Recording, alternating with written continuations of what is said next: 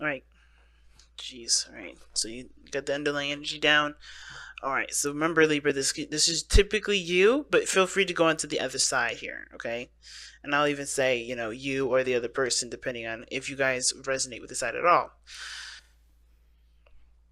But yeah, we got some old issues coming up here, and it's because of financial issues. This has having to do with security and feeling stable and feeling comfortable. Because honestly, it looks like you guys are not in a very comfortable place. You guys are in a very beautiful relationship though, because what brought you two together was because you guys are soulmates. This does indicate soulmate connections. This does indicate that you have a tie together that is profound. Okay.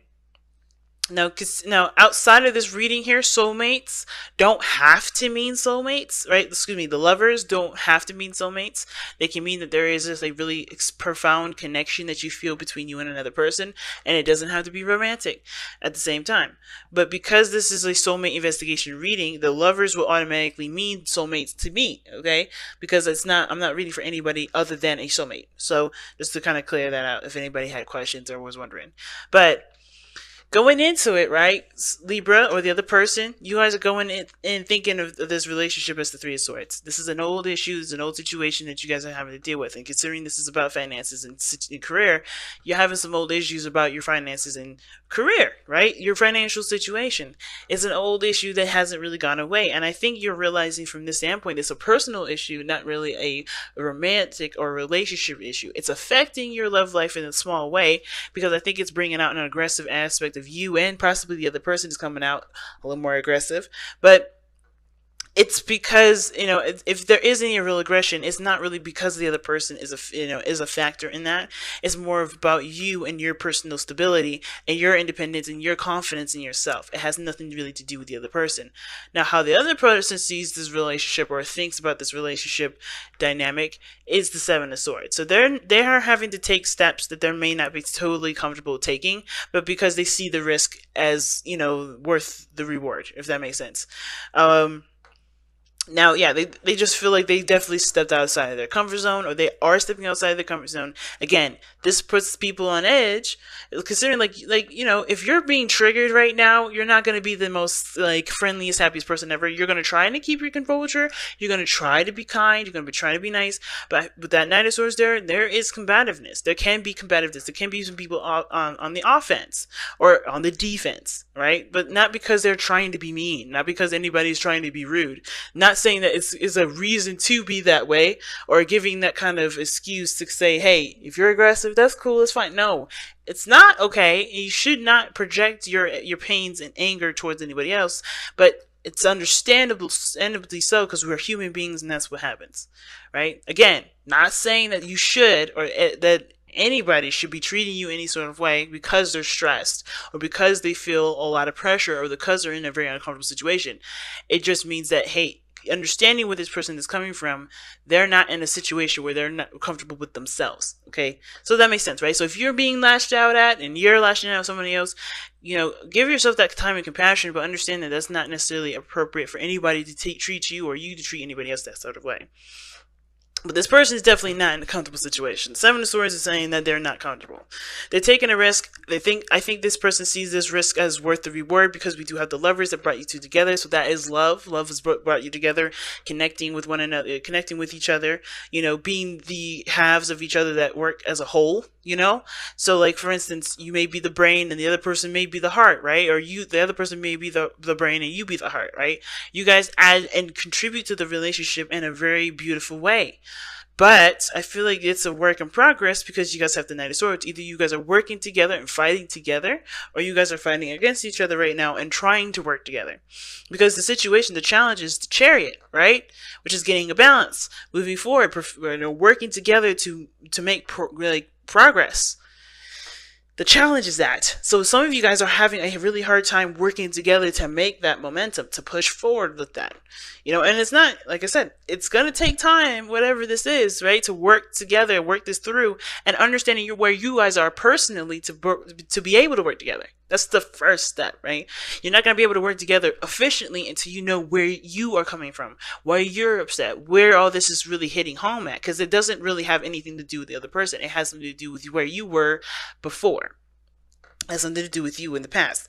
Now, That said, this person taking a risk right now, taking a leap of faith, they may be avoiding situations, not really acknowledging how serious the situation may be, or they may not really be acknowledging it as full on as possible. They may be avoiding some situations at the same time. But, which can understandably lead them to to believe that they have been putting in a lot of work, but they don't know where else to work at because they have been avoiding situations. At the same time, if this person is taking a risk, they're looking at the situation, trying to assess and trying to reevaluate what exactly needs to be done, what needs to be put in, what efforts do they need to put in to continue to move forward, because they're not in a situation where they're necessarily happy either. They know they've come a long way. They know that there's been a lot of work that's been put into this already. They know that there's work that needs to be put into it now and moving forward. Right now, they're not sure of what work needs to be done, or they're not sure if they really want to put in all this work, right? Because they could be avoiding, right? They could be, ignoring the situations, right? Therefore, they don't know what to do. But again, like I said, the other way around, the other way I'm reading this is that this person is taking the risks and doing everything that they should, that they feel uncomfortable doing. And they're trying to figure out what else needs to be done because, yes, they've come so far. They've worked so hard to get to this point. They're not looking to fail now. They're looking to expand. They're looking to grow. They're looking to move forward. And you're doing the same thing. You guys are very happy with the accomplishments that y'all have made. You guys are very happy with where you are at this moment. You guys see the situation as a success, and you guys are proud of where you're coming from. You're proud of how hard you've worked. Even though finances and money may be coming up as a situation for you guys, you're not letting this dictate your relationship in the sense of, of this relationship being a success or not. I feel like, you guys are both recognizing how far you've come. While you may be looking at it as a celebration, as a success, the other person's thinking of how to expand, how to move forward, what else needs to be put into it, because they're not necessarily satisfied with where you guys both are financially, but I think that they've put too much into it to say, this is not a success. I think this is something that, both of you truly want. I think this person's taking a very practical approach to it because they do have love for where you guys are, but they want to see more. They believe that there is prosperity. There's more to come out of this. There's so much more to grasp from this, right? There's potential for greatness here. And this is not where they, imagined you guys just staying at. I'm not saying that you're staying in that situation either with the Six of Wands. This is you guys recognizing the steps that you've taken and being happy about it and wanting to celebrate and just to be in the moment. But this person's thinking about the future. Think about what needs to be done further. What else needs to be taken on instead of necessarily being in the present, if that makes sense.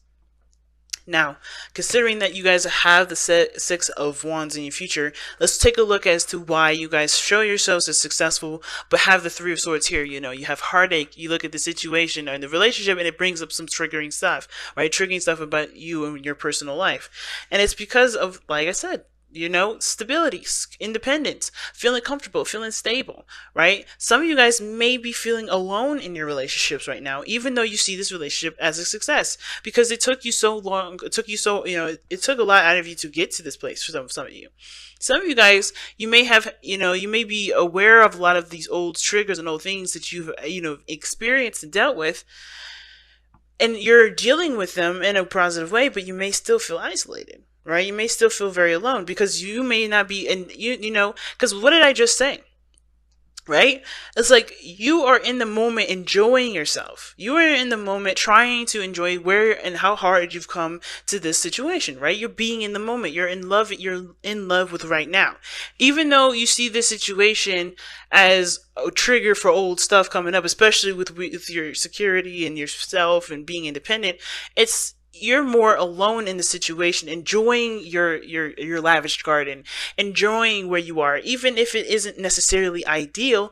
Maybe you're alone and enjoying where you come. You're alone and enjoying your success, while the other person is taking the approach of focusing on what they want, focusing on how to continue to manifest what they desire, putting the energy toward it, focusing on what needs to be done. They're very mental about it.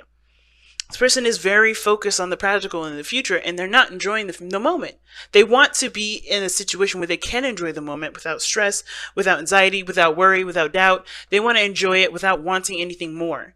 But you're already in that position in a sense but you're in a situation where you are financially perhaps, affected, or you feel like you're alone in the situation because you're the only person enjoying it and being in the moment with it and not focusing on what needs to be done later on. You're focusing on what is happening now and nobody's catching up. Or no, this person is like, I need to keep moving. I need to keep moving. And neither one is bad, but I do see the imbalance. I do see where both of you guys are having a struggle or struggling to see each other eye to eye. Because while someone is like, yeah, I'm great, I'm happy, I know we come a long way, this is successful, but I need to keep moving because this is not what I imagined our future to be like. This is not how I imagine us being together to be like. Well, but you're like in the moment and happy with where you guys are because that is a success in itself. The work that you put in was success in itself. Both of you guys are not wrong. Both of you guys are not at fault. But I think the financial portion of it is what's affecting your relationship because both parties are either not pushing hard enough to pushing hard enough forward, and the other person is pushing too far ahead to even at least be aware and enjoy what you guys have put in so far. It's a really interesting read and very clear, honestly. Very clear. All right. So let's see what we got going on here with the Messenger Oracle. Let's see what you guys got to wrap up this reading here.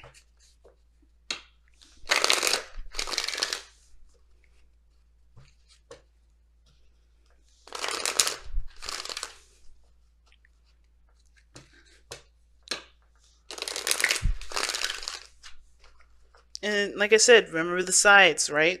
If you're not feeling very lonely, you wanted to push ahead, then, the other side may be resonating with you. The other person may be feeling, alone and celebrating the present.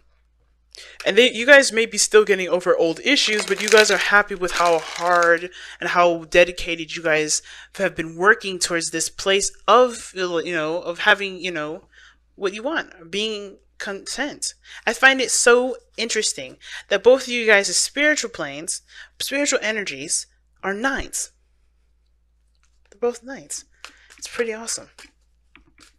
And nines are I feel like they're very individual. They're very, solo. Of course, they all have something to do with the self and the person itself, right? Themselves. They're not really about anything other than the person. But the nine, if you look in numerology, nines are about leadership. Nines are the leaders of the situation. And you guys are both leading a different area in your life. One emotional, one practical, one physical. And it's interesting because while one person's approach is very practical, the other one's very emotional, and your both spiritual energies are opposing or that, right? Show the opposite, stability and emotional. So, like I said, while one person's acting practical, their spiritual is coming from a very emotional place.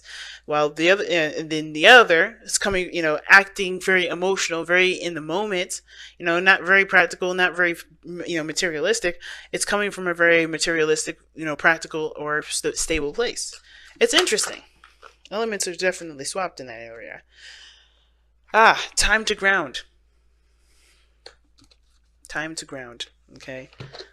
So let's take a look. See, I just passed it too. I was like, there it is. There it is. Okay. Time to ground. We all experience moments in our lives when we feel confused, unfocused, and surrounded by chaos and turmoil.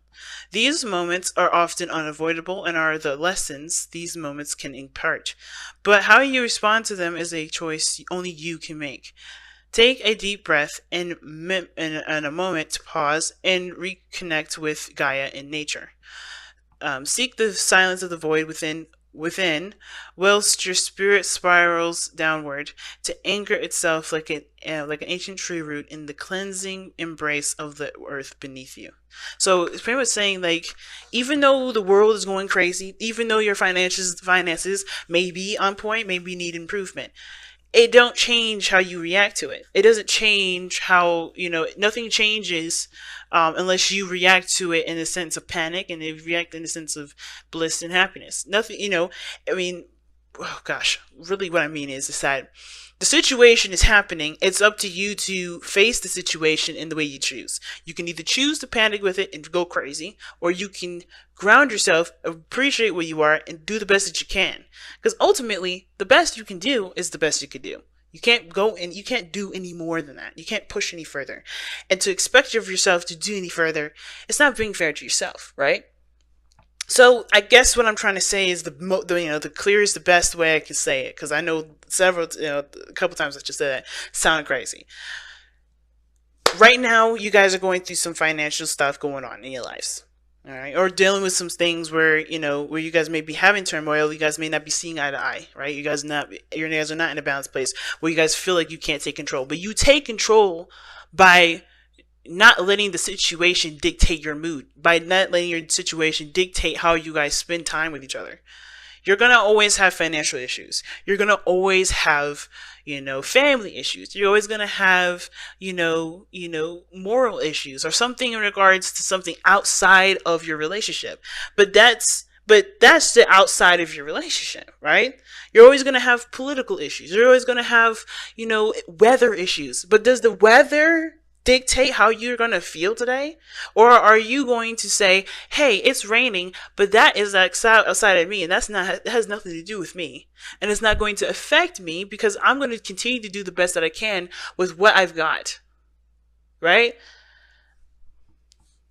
Right? And I know some people in the comments were like, yeah, but if it rains and you got to drive differently, you got to do different. Yeah, but they're still doing the best that you can. It's always still doing the best that you can, and knowing you're doing the best that you can, and still keeping yourself in a place where you can still stabilize yourself. Because at no point, at nowhere in this reading does it say that your life is going to crumble because you guys can't get your finances up, down, whatever. It's like the money, the lifestyle that you guys live can only be helped if you do the best that you can. It's not going to help if the relationship has arguments and problems with that, right? It makes sense if both of you guys are not seeing eye to eye, you guys are not working together, therefore you guys can't do the best that you guys can because you guys are not working together as a team, which is fair enough. But if you guys are doing the best that you can and you're doing all that you can, don't let the finances creep up in your relationship despite how well how hard you're working. Because if you're doing the best that you can right now, then that's it. You don't, that situation doesn't deserve to take, your happiness or take the feeling that you have with your partner in the most intimate times that money has nothing to do with. You know what I mean?